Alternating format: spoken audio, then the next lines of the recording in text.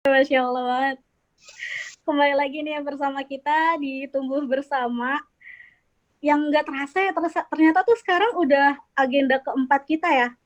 Nah, teman-teman udah ada yang ikut dari agenda pertama nggak nih? Agenda pertama kita Bapak. yang di WhatsApp. Belum kok, baru. Baru. Nggak apa-apa. Nanti ikut yang selanjutnya juga ya. Nah, semoga dengan mengikuti agenda Tumbuh Bersama ini kita bisa menjadi pribadi yang lebih baik lagi. Nah, oh iya, dari tadi kita udah kenalan, tapi aku belum kenalan ya. Oke, aku kenalan dulu ya teman-teman ya. Nama aku Apriliana Rahayu Ningsih, biasa dipanggil Liana. Aku dari Universitas Gunadarma juga nih, sama kayak teman-teman banyak banget tadi yang dari Universitas Gunadarma. Jurusan akuntansi angkatan 2017 juga nih teman-teman. Nah, karena tadi kita juga udah kenalan ya, mungkin selanjutnya aku bacain tata tertib aja kali ya. Pertama, buat teman-teman nih, yang pertama itu nama yang tertera pada room Zoom harus sesuai dengan yang diinput saat registrasi.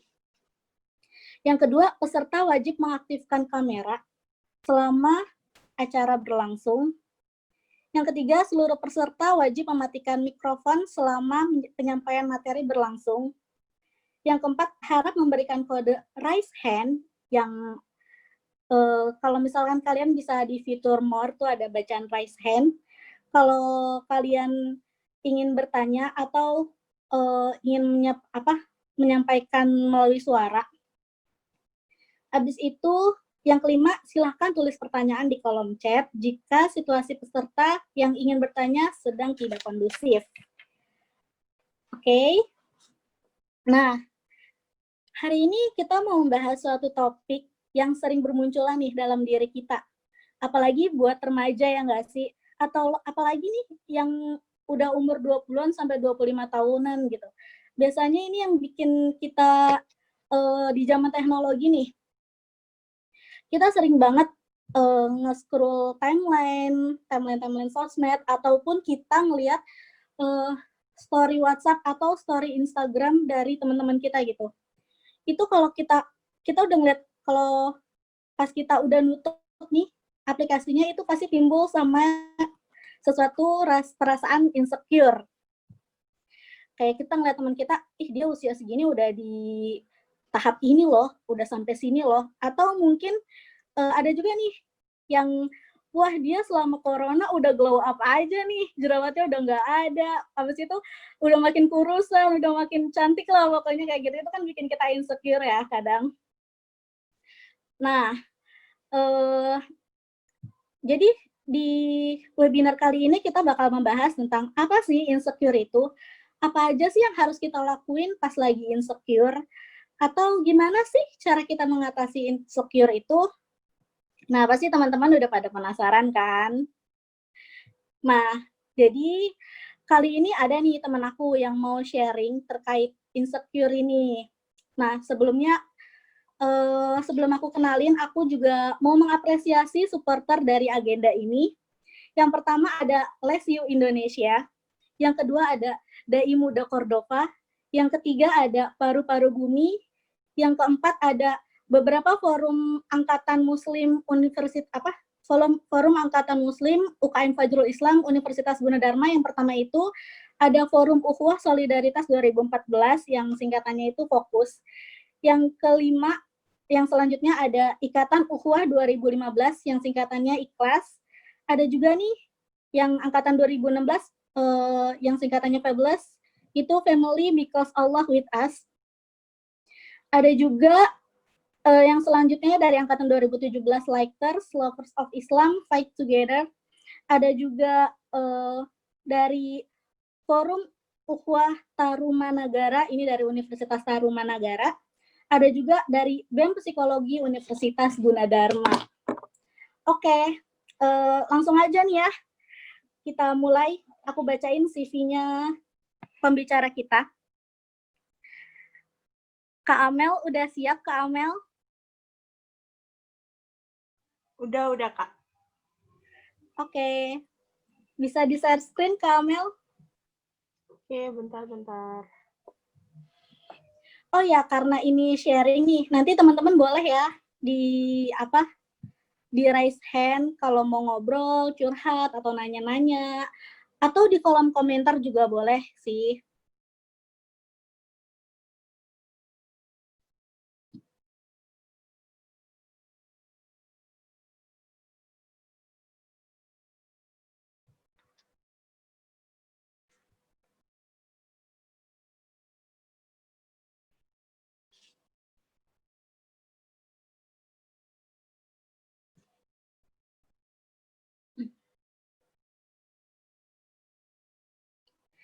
Oke, aku bacain ya CV dari teman kita yang pengen sharing nih, yang membagikan ilmunya kepada kita.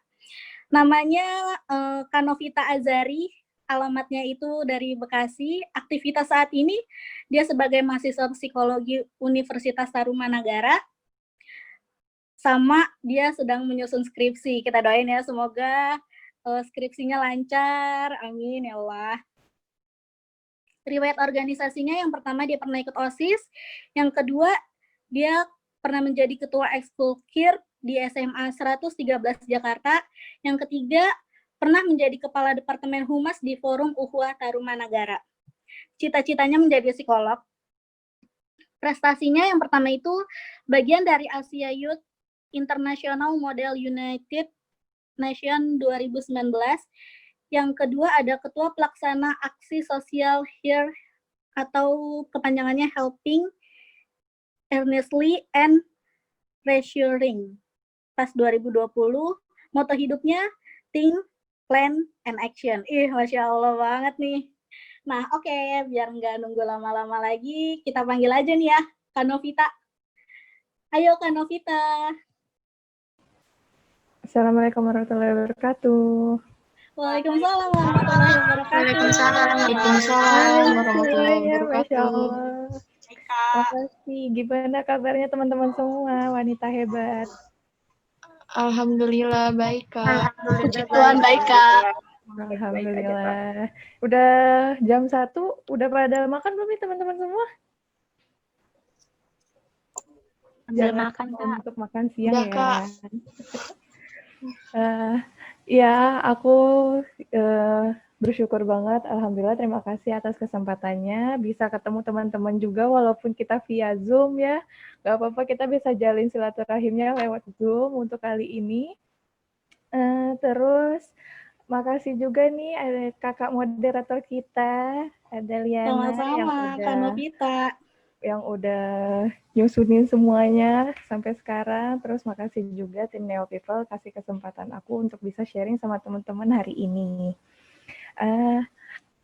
Apalagi ya, oh ya, mungkin aku mau disclaimer sedikit. Aku ini masih seorang mahasiswa psikologi, jadi tujuan adanya sharing session ini untuk berbagi apa yang udah aku tahu ke teman-teman semua tentang self-love bagi yang merasa insecure. Jadi nanti kita bakalan tahu kira-kira insecure ini apa sih, terus self-love tuh maksudnya gimana sih, ya kan? Nah, ini berdasarkan dari artikel-artikel yang insya Allah bisa dipertanggungjawabkan kepercayaannya gitu. Jadi kita bisa mulai aja, Kaliana? Boleh, Kak. Nanti, oh ya, karena ini namanya sharing session, harapan aku kita bisa, nanti teman-teman bisa ceritain apa sih yang teman-teman alamin, karena pada harfiahnya emang setiap manusia itu ngalamin kok yang namanya insecure. Jadi kalau kalian dengan senang hati buat sharing, nanti kita bisa diskusiin bareng. Oke. Bismillahirrahmanirrahim. Jadi ini self-love untuk yang sedang mengalami insecure. Nah, insecure ini apa sih? Insecure itu adalah istilah untuk menggambarkan perasaan tidak aman yang membuat seseorang merasa gelisah, takut, malu, hingga tidak percaya diri. Jadi teman-teman yang di sini, kalau aku baru lihat dari form yang udah dijawab sama teman-teman tuh, perasaannya kurang lebih kayak begitu. Nah, penyebabnya itu ada apa sih? Next, Kak. Nah, penyebabnya itu ada dari internal sama eksternal. Kalau dari internal tuh yang kayak gimana? Biasanya karena internal itu berasal dari diri sendiri. Itu tuh biasanya berasal dari pikiran-pikiran kita sendiri. Kayak, aku kok begini-gini-gini ya? Habis itu ada juga pikiran lainnya kayak, seandainya aku begini-gini-gini. Habis itu yang lainnya kok gini ya? Kok bisa harapan itu tuh jadi kayak yang kita harapkan nggak nggak sesuai yang seperti yang kita inginkan. Terus kalau penyebabnya dari eksternal, itu biasanya penyebabnya dari luar diri kita yang kita nggak bisa kendalikan. Contohnya apa? Contohnya ini yang paling gampang dan mungkin sering terjadi sama kita semua adalah omongan orang. Jadi aku juga sebelum ini pernah coba minta polling, kan ada ya fitur di Instagram yang tentang teman-teman coba dong ceritain apa sih kalau misalkan penyebab kalian merasa insecure. Terus teman-teman yang di Instagram aku menjawab rata-rata tentang omongan orang lain. Ya, ini faktor eksternal. Jadi yang paling jelas itu kayak komentar yang berawal dari, kamu kalau kayak gini pasti gitu. Terus ada lagi yang lainnya, kamu coba deh kayak gini. Terus dari belum Kak yang sebelumnya. Nah, terus ada lagi yang komentar yang awalnya kamu tuh harus. Padahal sebenarnya kita menerima apa yang mereka bilang gitu. Kita menerima apa yang mereka kasih tahu ke kita. Karena kita sendiri juga kayak merasa, oh berarti kita juga diperhatikan ya sama orang itu. Sampai-sampai mereka pun juga menyarankan kita untuk begini gitu. Nah, untuk teman-teman yang ada di sini nih, coba yuk sharing apa sih penyebab-penyebab teman-teman yang ngerasa insecure. Siapa nih? Ada yang mau? Ada yang mau cerita? Penyebab insecure yang teman-teman rasain? Boleh deh, Kak. Iya, Jadi itu kan aku ngerasain insecure tuh pas udah mau mulai gede tuh, pas umur SMP-an deh kalau nggak salah. Udah kayak ngerasa dengerin omongan orang tuh kayak nyelekit gitu. Padahal mah kelihatan orangnya aku nerima, padahal enggak kan. Nah, terus pas aku coba cerita sama mama, kata mama tuh aku emang udah nggak pede dari dulu, dari pas kecil. Bahkan mama aku sempat ke psikolog kan, karena emang benar-benar nggak pede banget gitu kalau depan orang. Nah, kata si psikolog itu, aku nggak pede karena fisik. Terus pas aku udah gede gitu, pas udah kelas SMP gitu, aku ngerasa kayak, kok fisik aku kayak gini banget ya. Padahal maksudnya kan kita diciptakan sempurna gitu ya, anggota tubuh lengkap dan segala macam. Tapi kayak ada suatu hal yang bikin aku insecure dari fisik aku ini. Itu tuh berlanjut sampai sekarang, sampai aku kuliah masih kayak gitu. Masih suka insecure soal fisik, meskipun ya mungkin udah ada perubahan kan karena yang udah gede juga. Terus aku coba realize gitu, aku coba menyadari ya nggak apa deh fisik aku kayak gini, yang penting kan masih diberi kesehatan, masih dikasih rezeki segala macam. Tapi ya tetap aja kadang masih suka overthinking dan suka insecure gitu. Udah berusaha mencoba menerima itu semua, tapi tetap ada gitu masih muncul rasa insecure-nya. Tuh. Iya, itu juga dari yang waktu polling Instagram di sebelumnya, teman-teman aku juga emang kebanyakan yang jawab itu rata-rata mengenai fisik kayak yang dialamin sama Kak Nafa nih. Jadi aku sendiri juga ada pengalaman tersendiri untuk aku pribadi ya, kayak waktu SMP aku insecure banget sama apa? Ini. Aku insecure banget sama pipi aku gitu. Benar-benar insecure gitu. Lalu sampai ada suatu saat kayak gimana ya, mungkin aku juga udah lewat doa pun sampai kayak, kenapa ya? Kok aku bisa sampai dikasih pipi setebum ini di saat itu ya? Ini di saat itu teman-teman. Terus kayak pas udah di situ sebenarnya aku ngerasa, tapi di saat ketika aku berdoa kayak gitu, jujur aku merasa kayak aku nggak ada ngerasa bersalah ngomong kayak gitu. Padahal harusnya kita emang udah mensyukuri apa yang kita punya, teman-teman. Nah, sampai suatu hari itu aku lagi di taman, di sebuah taman kayak lagi duduk aja gitu, lagi duduk kayak gimana sih? Aku termasuk orang yang suka jalan sendiri aja gitu. Jadi ya sebenarnya emang lagi duduk aja, duduk minum. Nah, habis itu ada stranger, ada orang asing. Dia bilang kayak gini, permisi Kak, iya ada apa ya gitu. Aku sebenarnya ngerasa agak gimana gitu kalau ada stranger yang tiba-tiba nyamperin. Ya aku nggak tahu ini aku doang atau ada beberapa teman yang merasa kayak gitu juga. Dia bilang, permisi Kak, iya ada apa ya? Eh, aku cuma mau bilang sesuatu. Oh apa tuh? Kan aku makin takut sebenarnya. Dia ini stranger, terus tiba-tiba menyampaikan sesuatu hal yang kita sendiri belum kenal nih siapa, mau ngomong apa nih orang gitu. Habis itu kakak dia bilang kan, kakak lucu deh. Oh iya, emang aku ngapain gitu? Ya aku karena bener-bener orang ini tuh random banget dia bilang. Kakak lucu, kakak punya pipi tembem. Itu menjadikan ciri khas kakak untuk bisa mengenali orang lain. Dan itu aku langsung, ya emang ada setitik senang di saat aku dikasih tau kayak gitu, tapi langsung tertegun gitu kayak, aku sendiri dari omongan stranger itu, dia langsung pergi gitu aja kan setelah udah bilang kayak gitu. Aku langsung tertegun, ya Allah kok aku nggak menyadari hal ini ya, kayak gitu. Kayak nggak menyadari kalau ternyata yang kita anggap kurang justru menjadi sesuatu kelebihan buat orang lain gitu.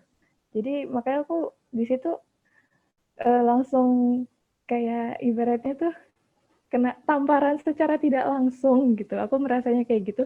Kayak itu teman orang lain, orang yang kita nggak kenal, tiba-tiba komentar kayak gitu. Dan aku merasa bersyukur mengalami hal itu karena seakan-akan itu aku merasa Allah melalui orang itu menyampaikan langsung ke aku gitu untuk teman-teman.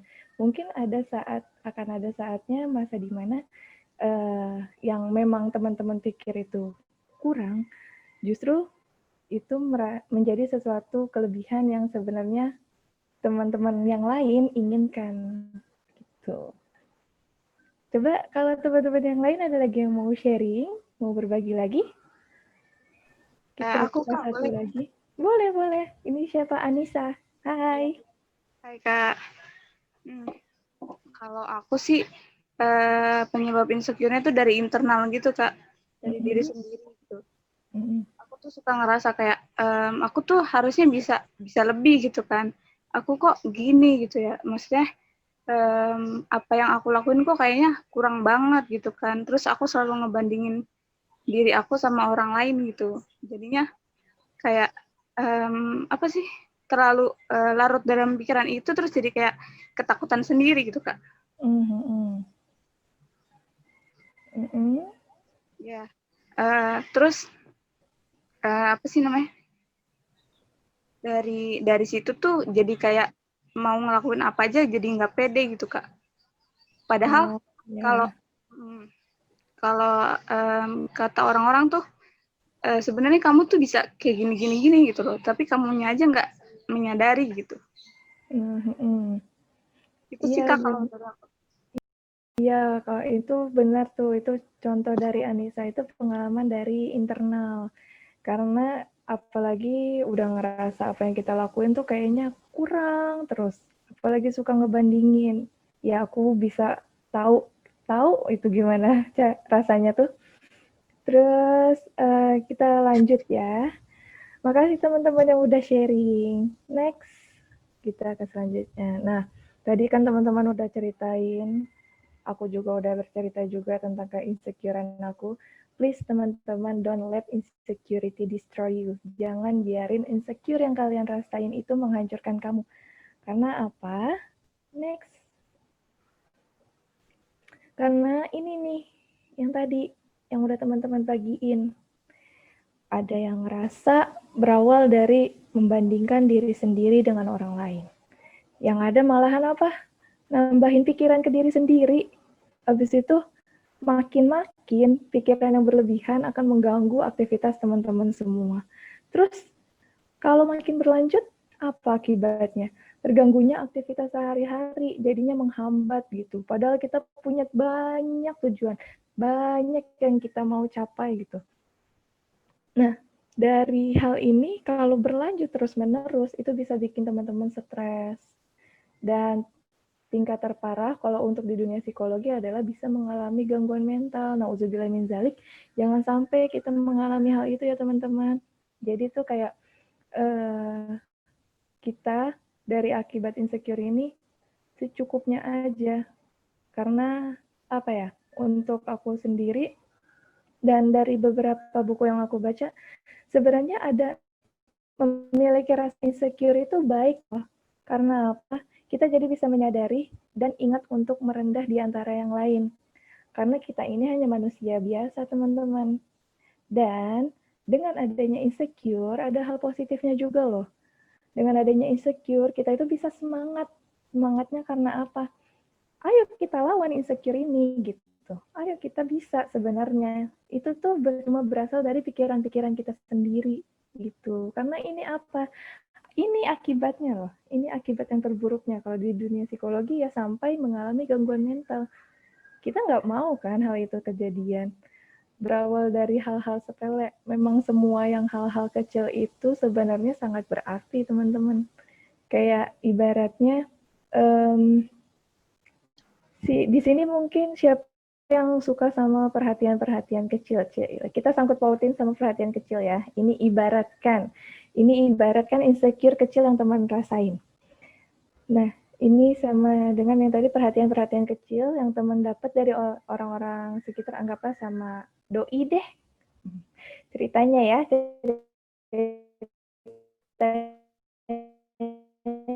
sama gebetan kamu dapat perhatian kecil.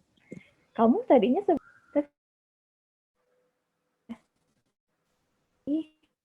ya orang kok bisa tahu ya, kok bisa paham ya gimana. Nah, itu dari perhatian-perhatian kecil bisa kita sendiri yang malah kepancing, kita sendiri yang malah keikut alur dari hal-hal kecil itu. Nah, sama kayak insecure tadi kayak yang tadinya kalau dari eksternal misalkan omongan orang deh kayak tadi. Yang omongan orang kayak kalau aku tadi bulet banget sih, Nov gitu. Itu kalau aku suka denger kayak gitu kan, kayak hal kecil. Nah, habis itu ya aku pertamanya biasa aja gitu. Aku biasa aja terus, tapi semakin sering aku mendengarkan itu kan padahal hal kecil gitu. Semakin aku sering mendengarkan hal-hal itu, jadi kayak kitanya dia itu membandingkan diri sendiri. Akibatnya itu awal mula insecure-nya membandingkan diri sendiri. Terus menambah pikiran sendiri, padahal pikiran yang lain tuh udah banyak teman-teman. Itu yang harus diingat. Padahal tujuan kita tuh udah banyak. Rencana yang kita udah susun sedemikian baik, bisa sedikit belok dari tujuan utama kita gara-gara apa? Insecure ini. Jadi kita, ayo yuk kita stop insecurity ini. Next.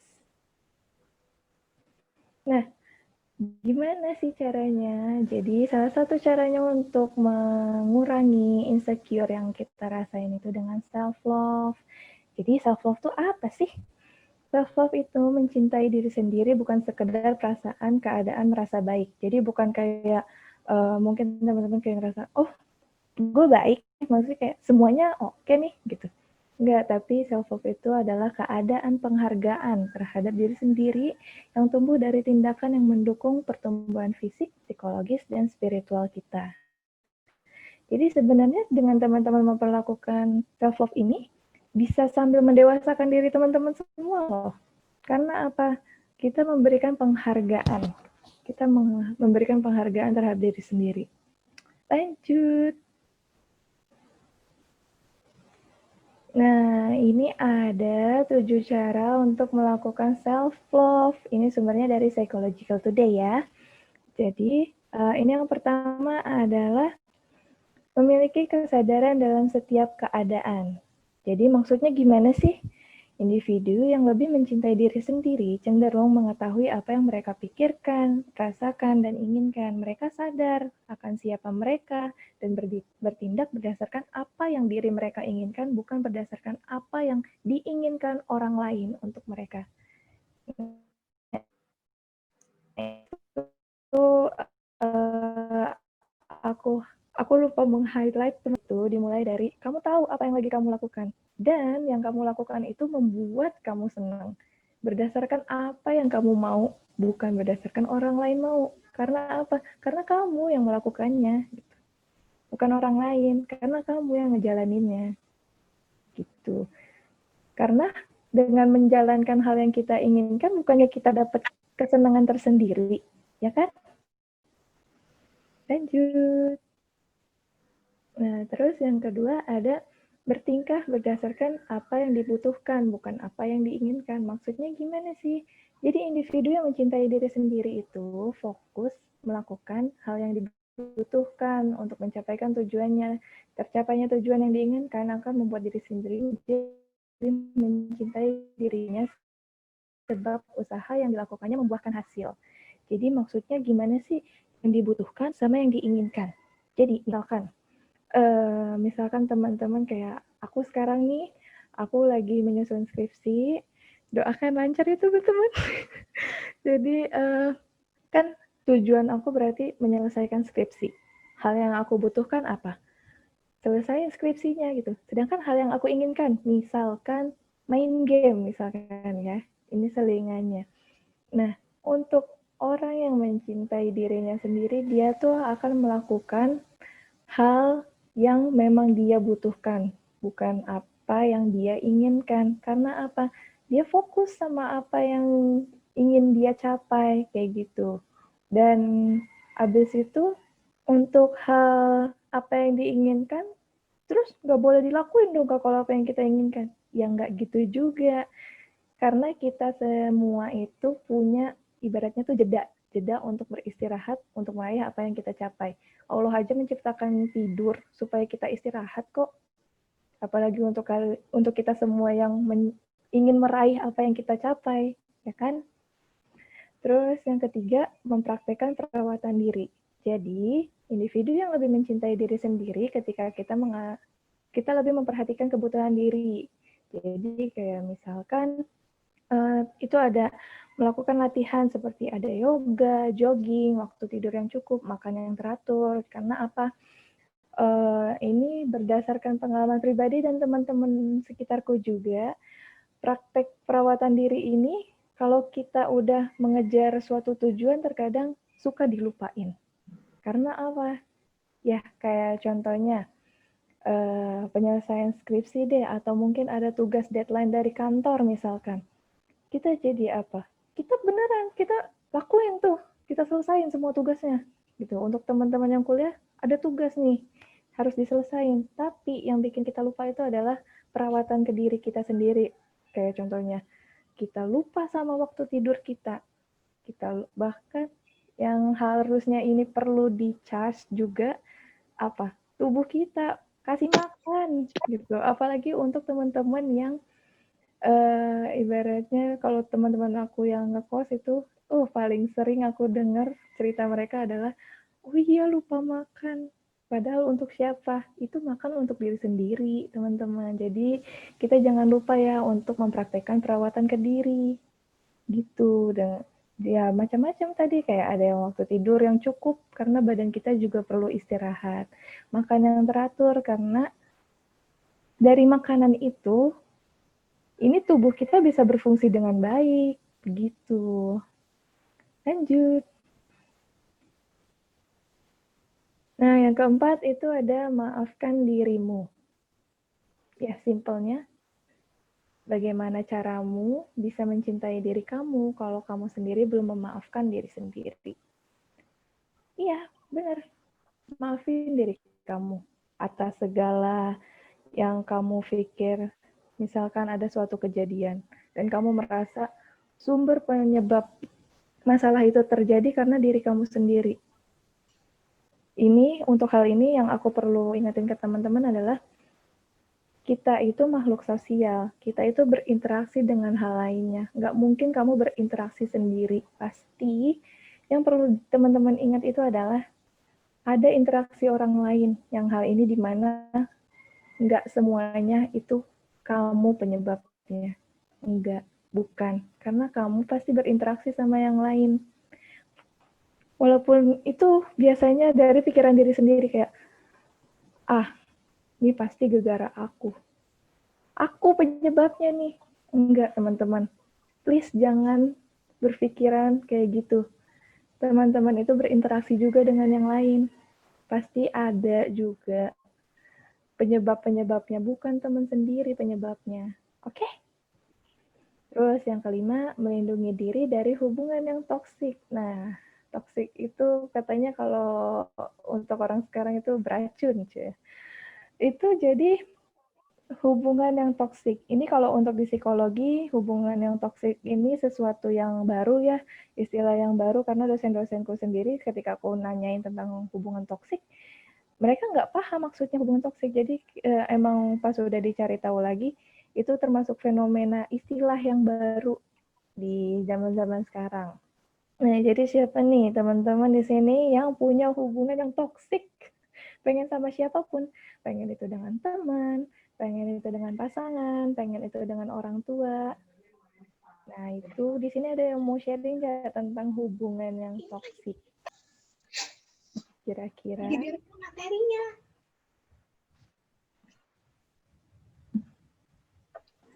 Aku mau cerita lagi, Kak. Oh, boleh. Ayo. Ayo, Kak Nafa. Jadi, hubungan toksik aku tuh sama pasangan dulu ya, beberapa bulan lalu. Sekarang udah enggak, karena aku ngerasa kayak, ya emang udah gak baik aja hubungan itu. Jadi, toksiknya tuh dari, jadi si pasangan aku ini, dia orang cuek banget, Kak, kalau di chat. Tapi kalau misalnya ketemu langsung ya biasa aja gitu, selayaknya orang ketemu orang lain, kayak saling kangen-kangenan segala macam gitu. Nah, pas sebelum sama aku itu, dia sama mantan ceweknya, kayak ngejar banget ceweknya gitu, cuman ceweknya biasa aja, kayak apaan sih kita temenan aja gitu. Ceweknya nggak mau pacaran karena takutnya putus dan segala macam gitu. Kayak si mantan aku ini perhatian banget nih sama si gebetannya dulu, si ceweknya yang dulu. Tapi ceweknya cuek banget, cuek banget, kayak hampir mau ngusir dia lah dari hidupnya. Ibaratnya kayak gitu. Terus habis itu udah tuh, mereka udah nggak dekat lagi, deketnya sama aku. Nah, pas sama aku ini awalnya masih biasa aja, Kak. Kayak ya nunjukin kalau dia perhatian sama aku, kalau dia sayang sama aku dan segala macam. Tapi setelah pertengahan bulan aku pacaran tuh, udah mulai tuh keluar sifat aslinya, yang dia cuek lah, yang dia dingin, yang apa-apa harus aku. Pokoknya berubah deh dari yang dulu aku kenal. Ya udah tuh, cuman aku tahan-tahan kan, karena mungkin aku ngerasa kayak, nggak apa-apa orang masih kayak gini doang, kalau misalnya dari sini doang aku udah nyerah, gimana berkedepannya gitu kan. Terus pada akhirnya pas udah mau setahun tuh, 10 bulan 11 bulan aku udah mulai ngomong tuh sama dia, udah berani ngomong sama dia kayak, kok gini sih, kan dulu nggak kayak gini, kok sifatnya jadi kayak gini, apa ada yang salah sama aku nanya gitu dong, karena kan biar nggak salah paham juga. Terus dia nggak ngomong apa-apa, cuman kayak, enggak, dari dulu kan juga kayak gini, lagi juga dari dulu nggak komen apa-apa tuh, diem-dieman aja gitu. Terus aku kan bingung ya harus ngomong apa, kayak, aduh gimana ya, udah jadi pasangan pun aku masih takut gitu untuk cerita soal kayak gini, karena takut buat perasaan dia gak enak dan segala macam kan. Terus ya udah tuh, pada akhirnya aku ngerasa kalau aku nggak kuat sama dia, kayak udahlah daripada aku lanjutin, maksudnya kan nyakitin aku juga, maksudnya kayak yang ngebatin kan aku juga. Jadi ya udah deh, aku ngomong sama dia. Nah, pas aku ngomong sama dia tuh, dia malah ngejar-ngejar aku lagi, kayak bilang, kenapa sih harus kayak gini, kan awalnya baik-baik aja gini segala macam gitu. Pokoknya dia berharap aku balik gitu. Cuman aku nggak mau kan, karena capek aja gitu, Kak, aku dibuat kayak gini terus. Dia tuh akhirnya aku jelasin ke dia gini segala macem, lebih baik temenan aja, siapa tahu sifatnya berubah kan. Terus ya udah, dia akhirnya menerima. Ya udah deh, sampai sekarang udah jarang banget chatan, cuman kayak basa-basi doang gitu. Mungkin kayaknya masih marah sih soal yang kemarin aku bilang mau udahan tuh. Terus akhirnya ya udah, sekarang udah nggak jadi temenan lagi. Padahal maksudnya kayak, kalau bisa temenan kenapa enggak gitu, cuman dianya nggak mau. Kalau mau pacaran, kalau misalnya udah putus ya udah putus gitu, nggak usah kata temenan lagi atau sahabatan lagi tuh. Jadi dia tuh orangnya pas sama aku gara-gara pas dulu sama ceweknya nggak diperhatiin sama sekali, dicuekin gitu. Jadi pas sama aku tuh pengen banget diperhatiin gitu, Kak. Pengen jadi pusat perhatian gitu loh. Kalau misalnya aku cuek dikit gitu, baru cuma bercanda nih, Kak. Aku cuek dikit, dia langsung marah gitu, tiba-tiba ngilang gitu. Seharian bisa kayak gitu. Iya, ciri utama toksik itu emang adalah hubungan yang nyakitin diri kita sendiri.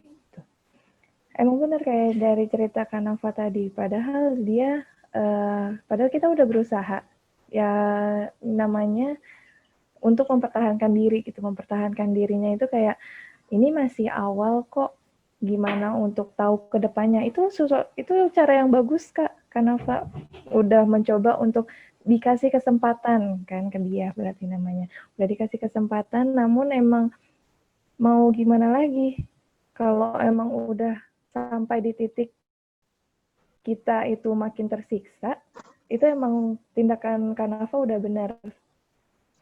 Ya udah, jadi kayak kita kan apa untuk melindungi diri kita sendiri gitu. Apa jadinya kalau kita akan terusin? Yang ada kita sendiri menyakiti diri sendiri, begitu. Makasih Kanafa udah sharing. Ada Masalah, lagi Kak. nggak? Saya Iya. Kak mau sharing Kak. Boleh. Nih, saya ini mau sharing. Kak, sebenarnya saya kan juga pernah ngeliat rasanya gimana sih orang yang mempunyai kebutuhan khusus, bahkan di lingkungan sekolah pun dia dibully, terus dia ditindas, dijauhi dan teman-teman. Seperti kasus saya dulu sekolah 12 tahun. Ya, anak yang nggak normal aja pun banyak yang nggak mau temenan, dijauhi, bahkan kalau misalnya ditinggal, sering ditindas, bikin bahan lelucon lah, ejekan, apalagi meme-meme yang lawakan bercandaan yang nggak lucu, kayak menyudutkan si anak itu yang punya kekurangan, kayak misalnya dia mau cacat fisik, cacat mental, kayak anak autis, kayak itu tuh yang paling toksik tuh lingkungan menurut aku. Kenapa? Mereka tuh ngebully anak-anak yang istimewa, yang mereka itu nggak minta dilahirkan untuk. Padahal orang yang berkebutuhan khusus itu dia makanya itu sering depresi, sering stres juga, sering dia nggak bisa mengontrol emosi karena bahan bulian, sering juga menyerah untuk hidup ya. Seperti saya dulu juga, saya kan juga autism ya. Karena kenapa? Karena mereka itu punya kekurangan berbeda dari orang-orang yang normal. Apalagi kalau misalnya mas saya, kenapa? Karena saya tahu saya ada kekurangan, saya berbeda dari teman-teman yang normal. Dan makanya itu saya juga sedih melihat fenomena anak-anak yang istimewa itu disakitin, dibully atau diintimidasi, dijauhi sama teman-temannya. Karena saya juga pernah ngerasain, menurut tanggapan kakak tentang bully anak-anak yang berkebutuhan khusus gimana, apalagi candaan dan ejekannya menyudutkan si anak itu. Padahal nggak minta dilahirin seperti itu loh orang tuanya. Bagaimana posisinya, apalagi di orang tuanya itu. Dia punya anak seperti itu. Makasih Ria udah sharing ke kita semua hari ini. Jujur, aku rasa aja mau sending virtual hug tapi gak bisa, bagaimana caranya ini. Masya Allah banget itu ceritanya. Aku juga sebenarnya kalau dari pendapat aku sendiri, aku juga ikut sedih. Kenapa sih kalian yang membuli itu tidak memposisikan dirinya sebagai yang dibully? Karena aku sendiri juga pernah baca, sebagai pengingat aku juga gitu. Apapun yang kita lakukan, selalu ingat bagaimana efeknya untuk orang lain gitu. Apa akibatnya buat orang lain? Karena apa?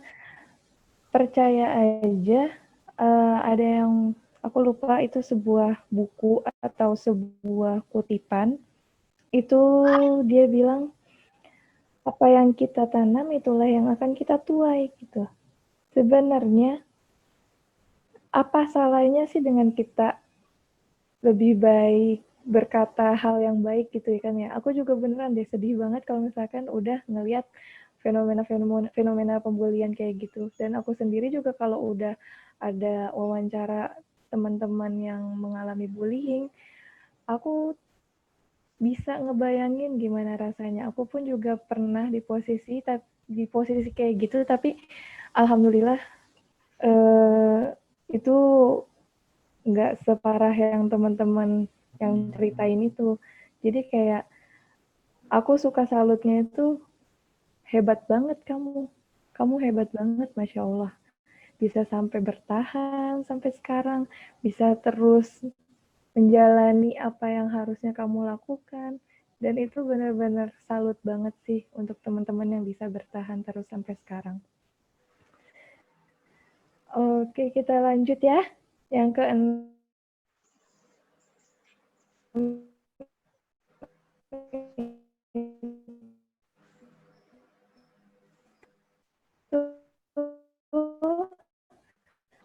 Memberi batasan dan belajar kata tidak. Kayak dari cerita, kalau ada temen aku yang kayak misalkan nggak peduli dan nggak nerima aku, ya udah, aku pun juga bisa kok untuk berkata tidak dengan mereka, kayak gitu. Ya kayak tadi kalau ceritakan apa, ya dia minta terus buat lanjut, terus padahal udah dengan niat baik, kan masih bisa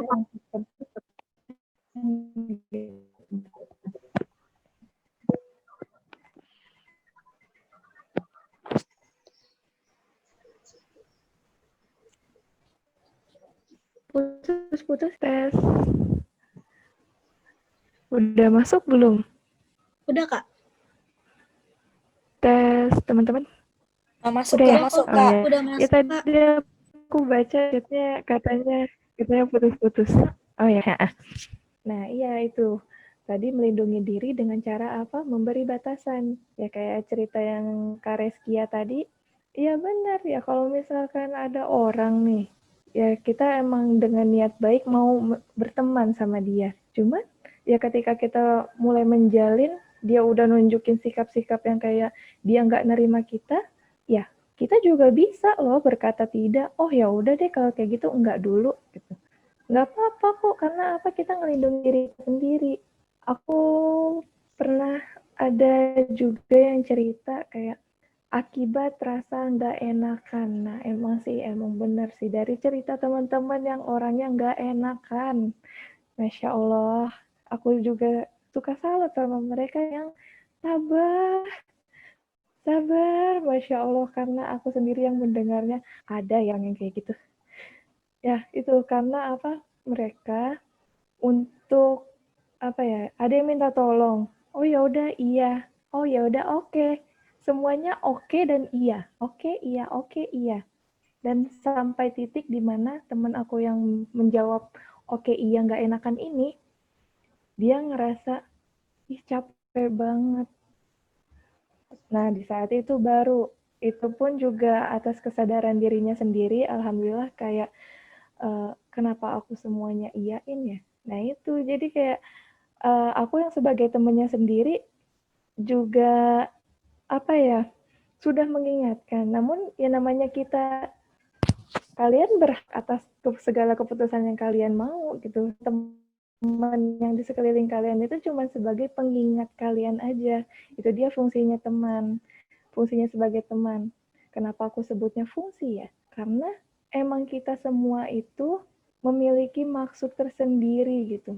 Kita sendiri aja menghampiri Allah ketika kita karena menginginkan sesuatu kan. Gitu. Jadi kita pun dengan teman-teman ya memang udah pada dasarnya memang ada fungsinya tersendiri gitu. Pengen difungsikan sebagai apa dan akan seperti apa hubungannya, itu atas keputusan teman-teman juga. Maunya kayak gimana nih dengan pertemanan ini. Kalau udah kiranya, oke, dia nggak bisa untuk bergabung dengan aku, kalian berhak buat bilang enggak. Ya udah deh, dengan kalau secara halus bisa dimulai dari, oh belum bisa deh, lain waktu ya gitu. Secara lambat laun pun juga orang itu yang kita jawab tidak itu juga kayak semakin hari bakalan jadi ngerti, oh ya udah ya dia enggak mulu, ya udah stop, insya Allah gitu. Nah terus yang ketujuh itu hidup dengan bermanfaat, karena sebaiknya manusia adalah yang paling bermanfaat bagi manusia lainnya. Itu dari hadis riwayat Ahmad. Nah, ini jadi ya benar teman-teman. Karena apa ya, coba deh teman-teman dengan udah mulai mencintai diri sendiri, habis udah seneng sama apapun yang teman-teman lakuin, tinggal apa? Tinggal bisa kasih manfaat untuk yang lainnya, Ya untuk kan sekeliling teman-teman. gak ada materinya. Bisa.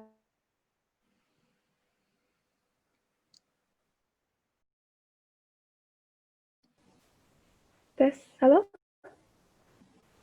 Ya, udah. Terus selanjutnya hidup dengan manfaat tadi udah. Habis itu next. Wah, kita ternyata nggak kerasa udah di bagian practice butterfly tapping. Ya. Apa sih ini practice butterfly tapping? Nah, ini aku minta tolong ke teman-teman semua, kalau bisa buka yuk, on cam yuk, on kamera yuk. Ya.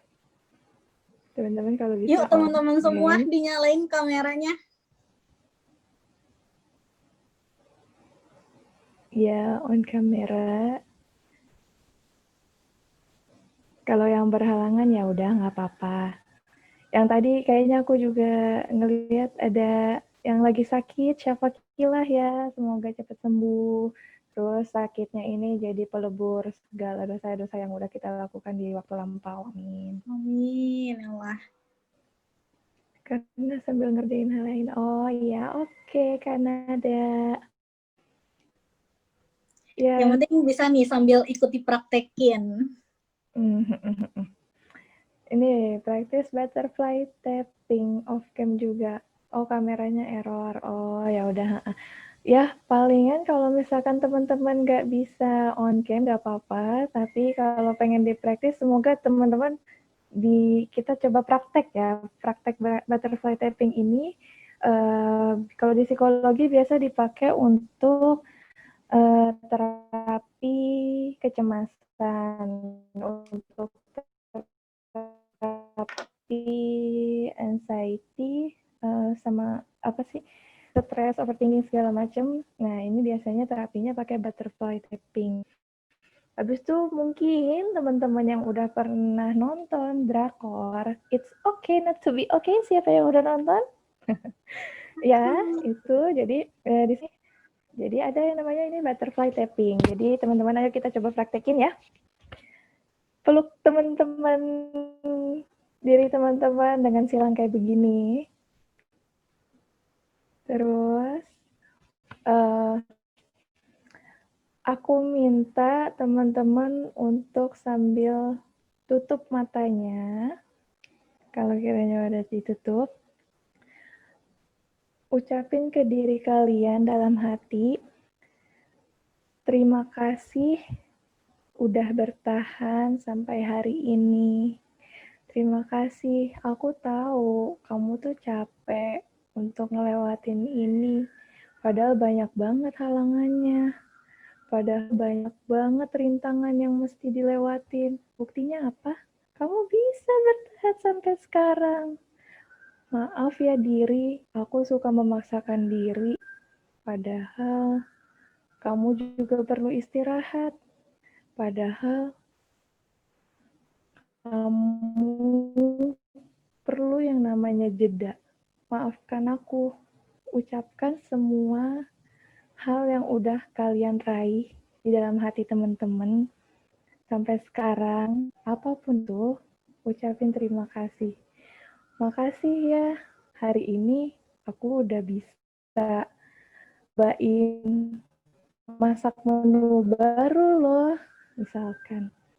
Makasih ya, hari ini aku udah bisa lebih menerima diriku dari yang sebelumnya. Makasih banget. Aku bisa dikelilingi oleh orang-orang yang peduli sama aku dan segala hal-hal kecil yang kalian ingin terima kasihkan untuk diri kalian sendiri.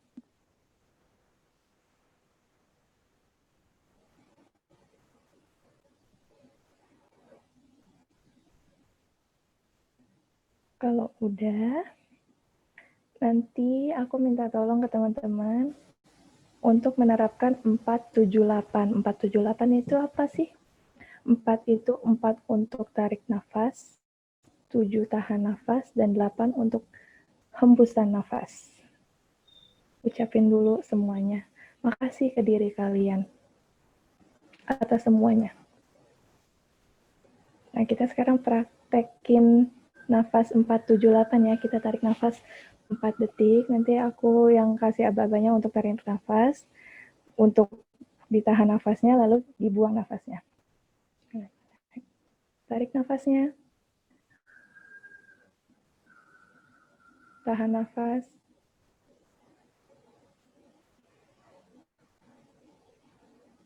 Buang nafasnya. Oke, silakan buka matanya. Halo, hai wanita hebat. Gimana rasanya? Ada yang mau sharing?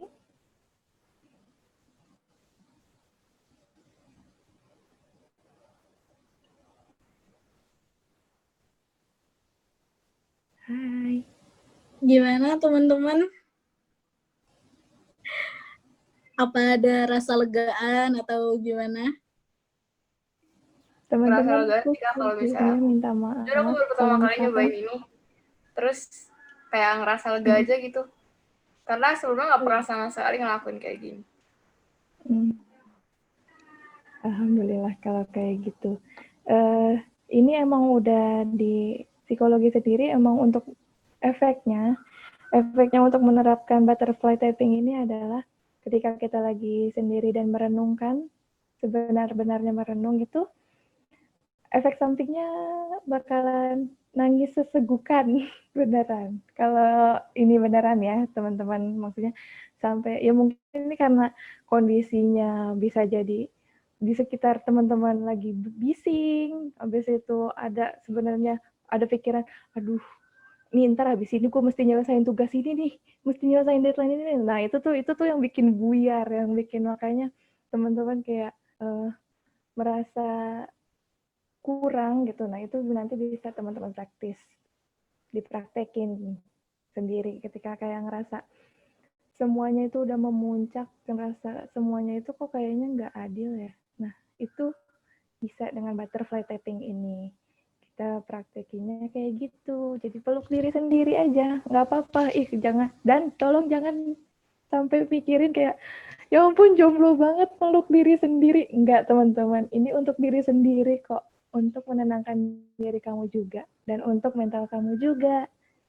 Ya, gitu. Oke deh.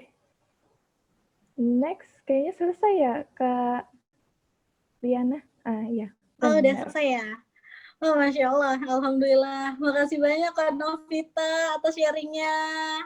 Insya Allah bermanfaat banget nih buat kita semua ya. Jadi karena sekarang udah selesai nih teman-teman selesai sharingnya. Kalau teman-teman yang ada yang mau bertanya, silahkan ditulis di kolom chat.